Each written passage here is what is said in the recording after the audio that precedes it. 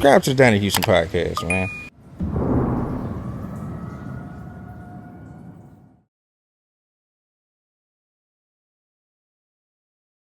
And we, not really knowing it, we used to play get like.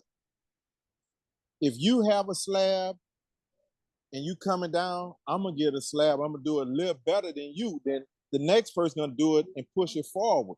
That's how everybody kept coming up with their calls and we wasn't tripping. We were letting, man, I'm getting such and such. So right? when you first start coming down, well, first of all, when you first start seeing like slabs like really coming around now, like how 83. I'm like right before the Swangaz came on, they were riding the center lines and all that on the cars. You know, they were melting them down. So I don't know if you know Smitty. I mean, not Smitty. They already talk about Lil Larry. Everybody talk about Lil Larry. I don't know if you. Can't think Lil Larry last name. I heard him, but I don't know too much about him though. But he out of son. That's who used to run with Smitty and everybody. Lil Larry, one of the first ones caught the murder case right there on Martin Luther King.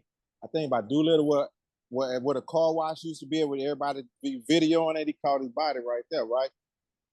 But you would have to really ask him because he speak about it. He done told quite a few people about when Troy Smith and them, they was all out cranking. You know, stealing car, they were cranking. They used to call it back then, cranking, right? Okay. And Lil Larry gave my brother some 83s before everybody was riding. My brother had a Nova, a 72 Nova. He put the 83s on the 72 Nova with the ricks off in there.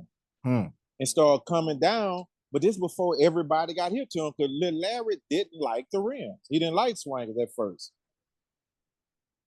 That's the first person I saw with him. Now, as I said again, that's coming out of Lil Larry mouth with me, him talking. He told Dinky this.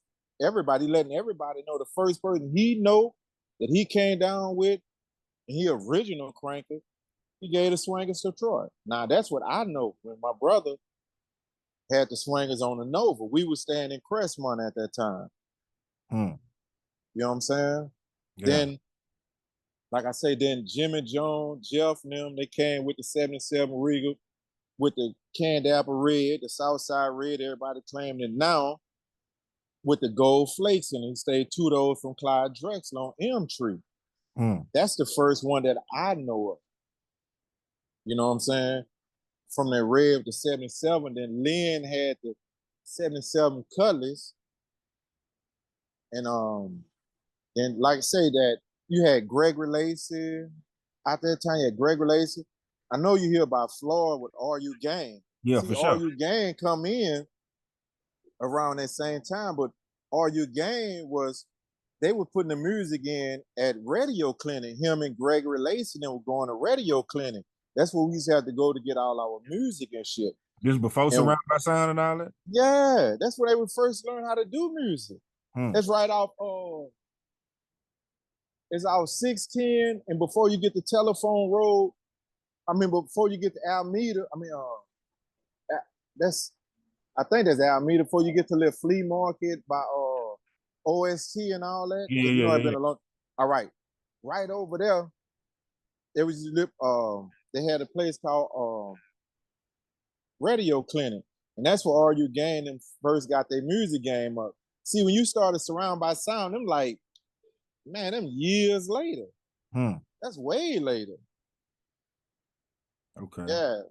Okay. Yeah, that's when he had the Regal with the T-tops, but he had his where you could pull all right, thank you. He had it where he could pull the bar out and make it a Hollywood.